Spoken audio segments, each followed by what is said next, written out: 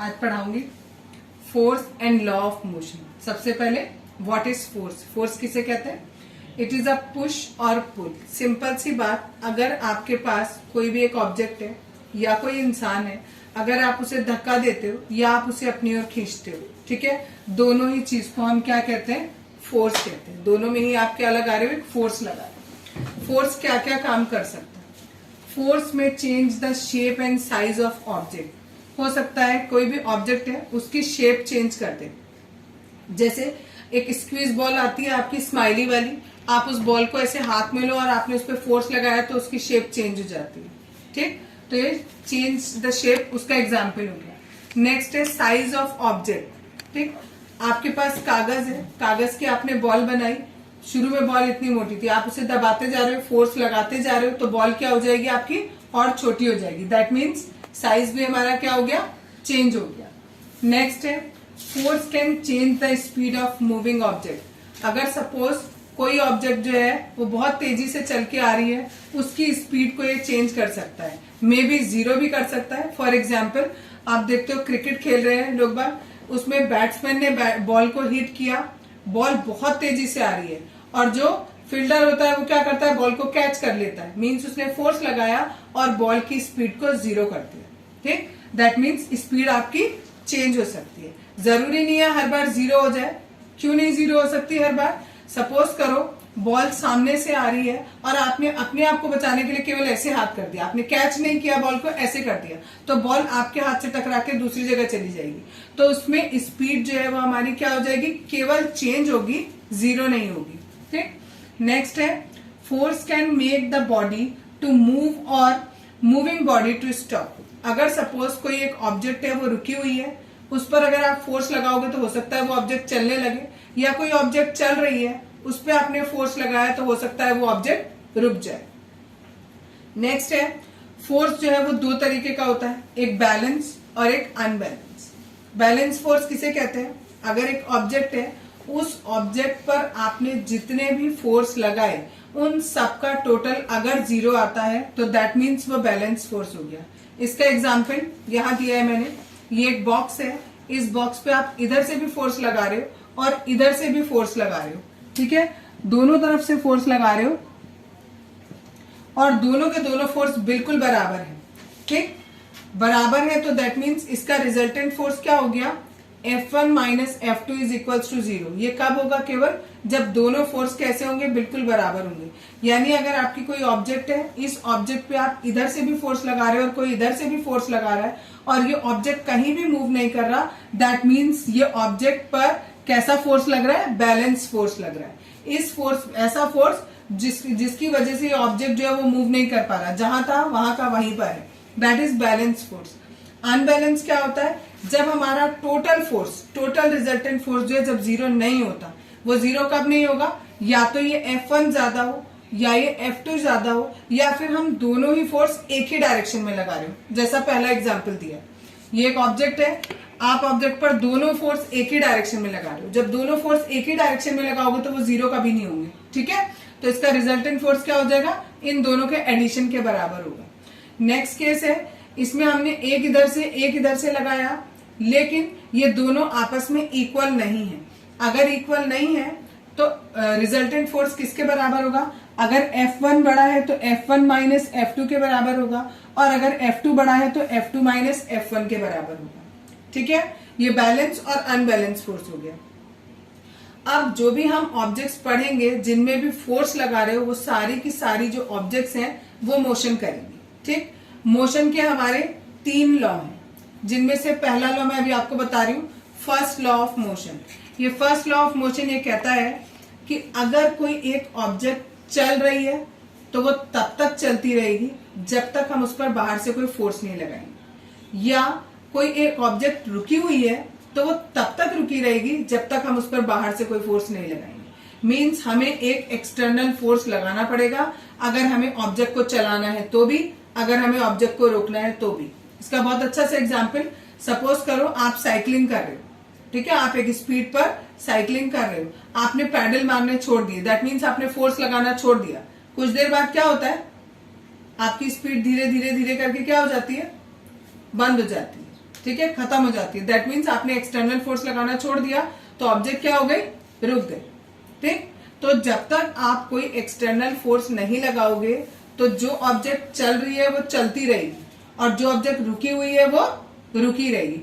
ऐसा अगर है तो सोचो, सपोज करो आपने एक बॉल लिया, उस बॉल को आपने ऐसे रोल कर दिया तो उसको तो कभी रुकना ही नहीं चाहिए।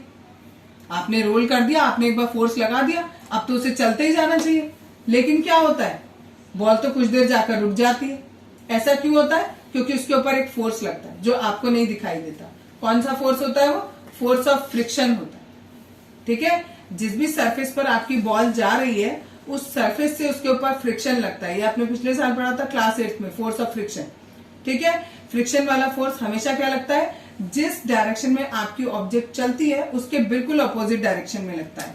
अगर हमारी ऑब्जेक्ट इस डायरेक्शन में जा रही है तो फोर्स ऑफ फ्रिक्शन इस डायरेक्शन में लगेगा। ठीक है, अगर वो किसी सरफेस पे जा रही है तो सरफेस पे फोर्स ऑफ फ्रिक्शन लगेगा, और अगर सरफेस पे नहीं है, हवा में है, तो क्या होगा, हवा भी इसके ऊपर एक फोर्स लगाएगी। ठीक, जिसकी वजह से धीरे धीरे इसकी स्पीड कम हो जाएगी और फाइनली ऑब्जेक्ट आपकी रुक जाएगी। कल बताया था तुम लोगों को फर्स्ट लॉ ऑफ मोशन। ठीक है, क्या बताया था कि अगर कोई ऑब्जेक्ट चल रही है तो वो तब तक चलती रहेगी जब तक आप उस पर बाहर से कोई फोर्स नहीं लगाओगे। ऐसे ही अगर कोई ऑब्जेक्ट आपकी रुकी हुई है तो वो तब तक रुकी रहेगी जब तक आप उस पर बाहर से कोई फोर्स नहीं लगाओगे। जो हमारा पहला लॉ ऑफ मोशन है उसी से रिलेटेड हमारे 2-3 टर्म्स और है। पहला टर्म है that is inertia. All objects have a tendency to resist the change in the state of motion or rest. That tendency is known as inertia. क्या मतलब हुआ इसका, इसमें भी वही चीज लिखी हुई है। अगर कोई एक ऑब्जेक्ट चल रही है तो वो क्या करेगी, अगर आप उसे रोकना चाहोगे तो वो उसको रेजिस्ट करेगी, मीन्स मना करेगी, रुकने से मना करेगी। और अगर कोई ऑब्जेक्ट रुकी हुई है तो वो चलने से मना करेगी। तो ये जो टेंडेंसी होती है इसको हम क्या कहते हैं, इनर्शिया कहते हैं। ठीक, इट डिपेंड्स ऑन मास। और ये जो इनर्शिया होता है वो किस पे डिपेंड करता है, मास पे डिपेंड करता है। जितना ज्यादा मास होगा उतना ज्यादा इनर्शिया होगा। उल्टा भी कहो तो गलत नहीं, जितना ज्यादा इनर्शिया होगा उतना ज्यादा मास होगा। ठीक है, इनर्शिया हमारा 2 तरीके का, inertia of rest, inertia of motion. अभी मैंने बोला कि आपकी जो ऑब्जेक्ट है अगर रुकी हुई है तो वो क्या कहेगी, वो कहेगी भाई मैं रुकी रहूंगी, मैं चलूंगी नहीं। ठीक, तो that is inertia of rest, कि जो बॉडी जो है अगर वो रुकी हुई है तो वो क्या चाह रही है कि वो रुकी रहे, वो चले नहीं।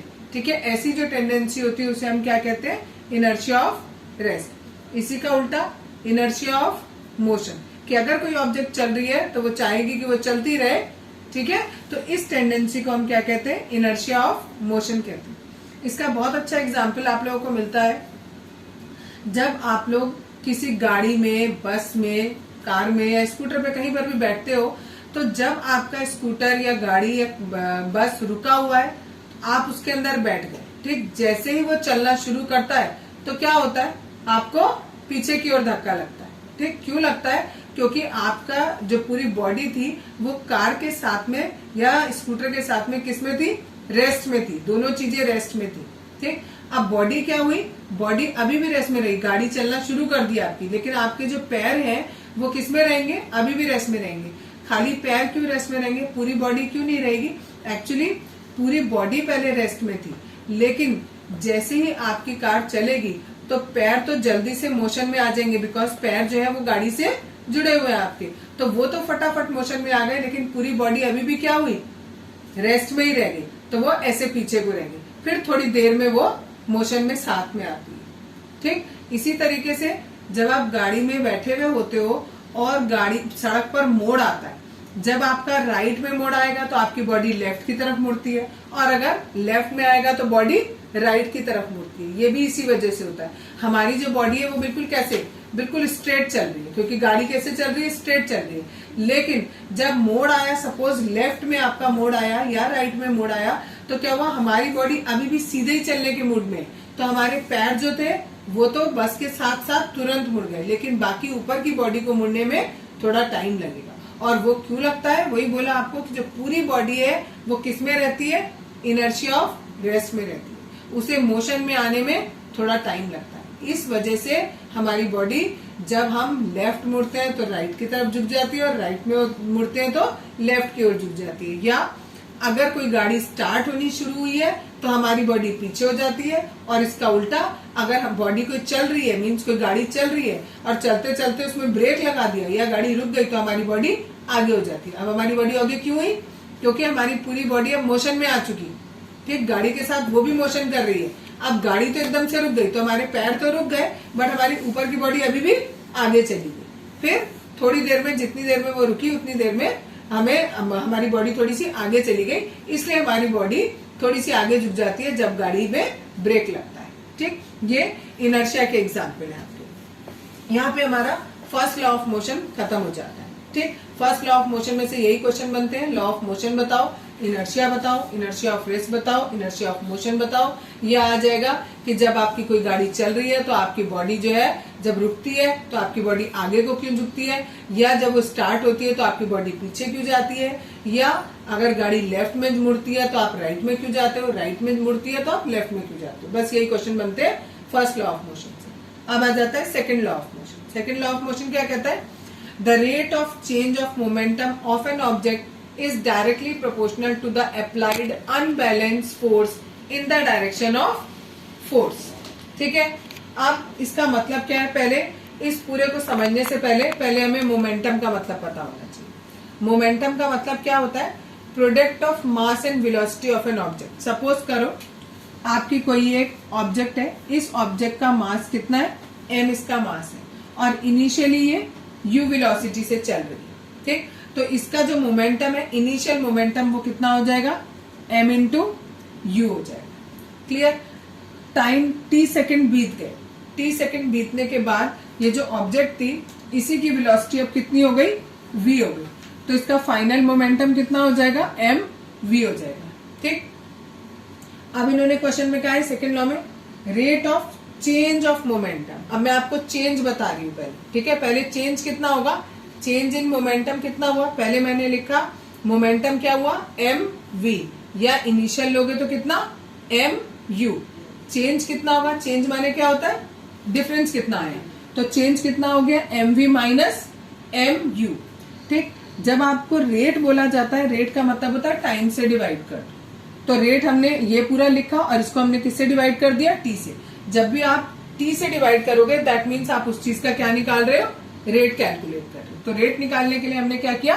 टाइम से डिवाइड कर दिया। इन दोनों में से m हमारा कॉमन आ रहा था, v minus U as it is रहा, अपॉन में t एज इट इज। ठीक है, यानी मैंने आपको ये बताया कि rate of change in momentum directly proportional है किसके? ऊपर क्या लिखा है मैंने? चेंज इन मोमेंटम, और नीचे क्या लिखा है? टाइम। लेकिन आप ये देखो, ये पोर्शन इसको हम a कहते हैं। ठीक, दैट मीन्स m इंटू ए हो गया ये। ठीक, और मैंने यहाँ डेफिनेशन में क्या लिखा है? The rate of change of moment of an object is directly proportional to the applied unbalance force. यहाँ मैं क्या कह रही हूँ कि जो भी ये rate of change of momentum है वो किसके डायरेक्टली प्रोपोर्शनल है? इस फोर्स के डायरेक्टली प्रोपोर्शनल। यहाँ मैंने क्या प्रूफ किया? Rate of change of momentum directly proportional है m इंटू ए के, और यहाँ डेफिनेशन में क्या दिया है मैंने कि rate of change of momentum किसके डायरेक्टली प्रोपोर्शनल होता है? f के। दैट मीन्स ये दोनों के दोनों आपस में क्या हुए? इक्वल हुए। तो यहाँ लिखा f is directly proportional to m into A. ये प्रोपोर्शनैलिटी का निशान हटाते हैं तो इक्वल टू आता है। प्रोपोर्शनैलिटी की जगह हमने एक कांस्टेंट लगा देते हैं, इसको हमने बोल दिया k। ठीक, इस k की वैल्यू अगर 1 होगी, सपोज k की वैल्यू 1 है, तो f इक्वल टू क्या हो जाएगा? m इंटू ए। और इस f की यूनिट क्या होती है? या तो न्यूटन लिख सकते हैं, या ये m इज मास तो किलोग्राम, और इसकी मीटर पर सेकेंड, तो इट इज किलोग्राम मीटर पर सेकेंड स्क्वायर। आज बताऊंगी application of second law of motion in daily life. Daily life में हम सेकेंड लॉ ऑफ मोशन का क्या इस्तेमाल कर रहे हैं वो है, पहला क्वेश्चन है while catching a fast moving cricket ball a fielder gradually pulls his hands backward। why? आपने देखा होगा जब क्रिकेट खेलते हैं और आगे से कोई बॉल आ रही है तो जो फील्डर होता है जब उसे कैच करता है तो वो अपने हाथ ऐसे पीछे की ओर लेके जाता है। ठीक है, कभी आप खुद भी करके देखना, आपस में दो फ्रेंड्स हो, एक दूसरे को बॉल फेंकेंगे तो आप ऐसे कैच नहीं करोगे, आप क्या करोगे, अपने हाथ को थोड़ा सा पीछे ले जाते, और अगर आप अपने हाथ को पीछे नहीं लेके जाओगे तो आपके हाथ पे बॉल बहुत तेज लगेगी। ठीक है, तो बॉल क्यों, मतलब अपना हाथ क्यों पीछे लेके जाते हैं, उसका रीजन यहाँ दिया है। इन डूइंग सो, ऐसा करने में क्या होता है, the fielder increases the time during which high velocity of moving ball decreases to zero. जो तेजी से आती हुई बॉल है उसकी स्पीड बहुत तेज है, तो वो क्या करेगा, जब उसने उसे हल्का सा रोका और ऐसे पीछे लेके गया हाथ, तो क्या हुआ, इतनी देर में उसका टाइम इंक्रीज हुआ।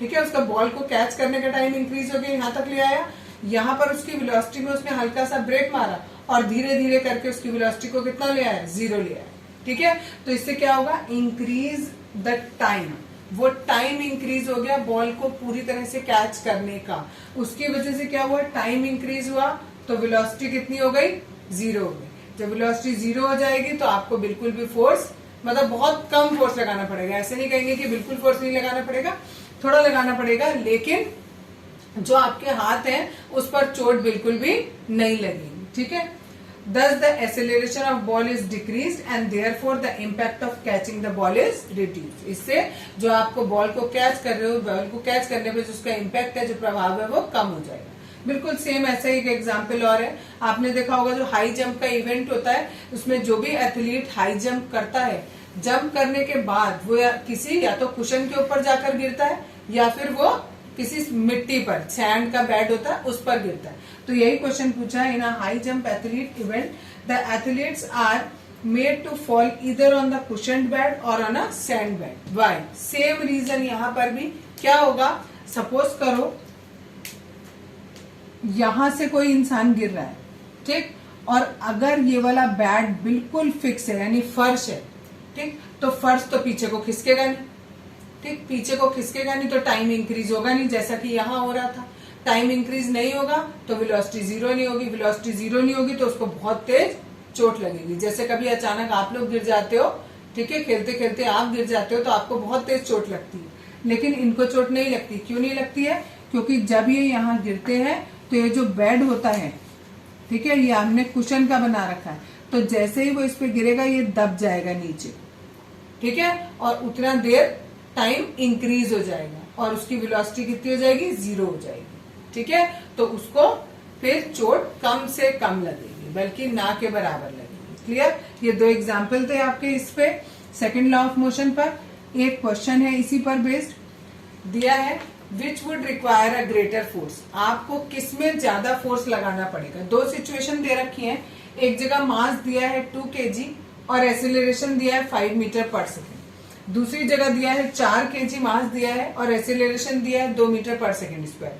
आपको बताना है दोनों में से कौन सी सिचुएशन में फोर्स ज्यादा लगेगा। एफ की वैल्यू हमें पता है m इंटू ए होती है, पहली बार में m इंटू ए किया तो 10 आएगा, दूसरी बार में m इंटू ए करेंगे तो 8 आएगा। तो किसमें ज्यादा लगा, पहले केस में ज्यादा लगा। आज बताऊंगी थर्ड लॉ ऑफ मोशन, कल हमारा सेकंड लॉ ऑफ मोशन तक हो गया था।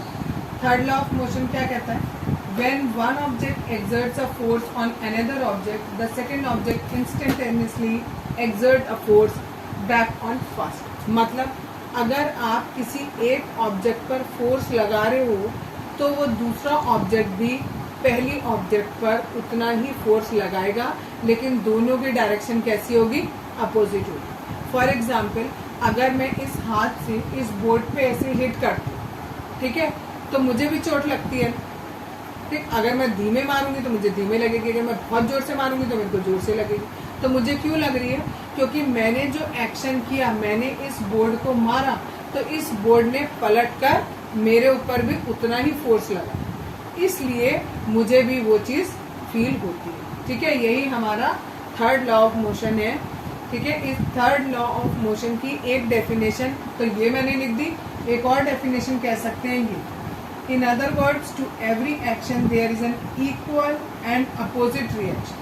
अगर आप किसी को इधर से हिट करोगे तो वो आपको इधर से हिट करेगा और बिल्कुल बराबर का फोर्स लगाएगा, और अपोजिट डायरेक्शन में आपने इधर किया तो उसने इधर किया। ठीक, इसका बहुत एग्जाम्पल जो जनरली टीचर्स देते हैं कि अगर आप अपने फ्रेंड को एक थप्पड़ मारोगे तो वो भी पलट के आपको एक थप्पड़ मारेगा, ठीक है। तो इक्वल एंड अपोजिट, जबकि वो इक्वल एंड अपोजिट नहीं होता, क्योंकि आपका दोस्त क्या करेगा, आपने अगर मारा है एक तो वो सोचेगा आपको इससे दुगनी तेजी से मारूं, ठीक है। लेकिन ये तो मजाक की बात हो गई। लेकिन क्या होता है कि अगर आप किसी को हिट करते हो, आपने उसको मारा, तो आपके हाथ में भी तो लगती है, ठीक है। तो that is equal and opposite reaction. दूसरी चीज क्या बताई इसी के लॉ के बारे में, the two forces are always equal. जो दो फोर्स लगे, मैंने लगाया बोर्ड पे, बोर्ड ने लगाया मेरे हाथ पे, ये दोनों के दोनों फोर्स बिल्कुल इक्वल होंगे और हमेशा इक्वल होंगे इन मैग्नीट्यूड। यानी जैसे मैंने कहा इसमें मैंने 5 न्यूटन का फोर्स लगाया, तो वो भी मेरे पास 5 न्यूटन का फोर्स लगाया। मैग्नीट्यूड दोनों का बराबर होगा, बट अपोजिट इन डायरेक्शन। लेकिन दोनों की डायरेक्शन कैसी होगी, अपोजिट होगी। मेरी इधर को थी तो बोर्ड की इधर को। नेक्स्ट है these forces act on different objects. मैंने जो लगाया वो किस पर फोर्स लगाया, बोर्ड पर। बोर्ड ने जो फोर्स लगाया वो किस पर लगाया, मेरे हाथ पर। तो दोनों फोर्स जिस चीज पर लगे वो दोनों डिफरेंट थिंग्स, ठीक है। तो यहाँ बोला these forces act on different objects and never on same object. एक ही ऑब्जेक्ट पर नहीं लगे, ठीक है। मैं इस बोर्ड को मार रही हूँ तो बोर्ड मेरे हाथ को मारा, मेरे हाथ ने बोर्ड को मारा और बोर्ड ने हाथ को मारा, तो दो डिफरेंट चीजें होंगी और ये मैं आपको बताई चुकी हूँ, ठीक है। तो सिंपल सा लॉ ये है कि हर एक्शन का एक रिएक्शन होता है। जो काम पहले हो रहा है दैट इज कॉल्ड एक्शन, जो पलट के हो रहा है दैट इज रिएक्शन, ठीक। इसके बहुत अच्छे एग्जाम्पल्स हैं। सपोज करो आप सड़क पे हो और सड़क पे खड़े हो और आप सोच रहे हो मैं चलता हूँ, तो आपने क्या किया, जैसे ही चलने के लिए आपने सोचा, आपने सड़क को पीछे की ओर धक्का मारा और सड़क ने आपको आगे की ओर। एक्चुअल में ये होता है और वो आपको फील नहीं होता है, ठीक है, but actual process is this, ठीक है। और यही चीज मैंने लिखी है, you push the road below backward. आप पीछे को धक्का दोगे रोड को और रोड आपको क्या करेगी, इक्वल एंड अपोजिट आगे की ओर धक्का लगाएगी, ठीक। दूसरा एग्जाम्पल, आप गन में से कोई बुलेट फायर करते हो तो बुलेट कहाँ जाती है, आगे की ओर, ठीक है, और गन कहाँ जाती है, पीछे की ओर, ठीक है।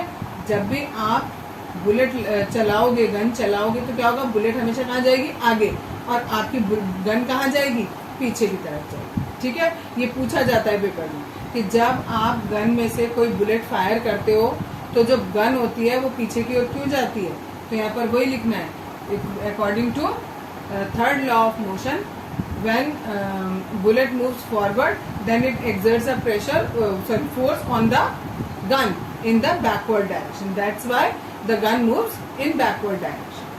Similarly अगर एक सेलर है, सेलर मीन्स जो नाव चलाता है, ठीक है, नाव में है वो, और सपोज करो ये नाव यहाँ पर सेलर है और वो क्या कर रहा है, यहाँ पर आपका क्या है, किनारा है, ठीक है, रिवर बैंक है, वो इस जगह पर उतरना चाहता है, तो वो यहाँ से इधर छलांग मारेगा। तो जैसे ही वो इधर जंप करेगा तो इसने बोट को पीछे को धक्का दिया और बोट ने इसे आगे को धक्का दिया और ये जंप होकर आ गया।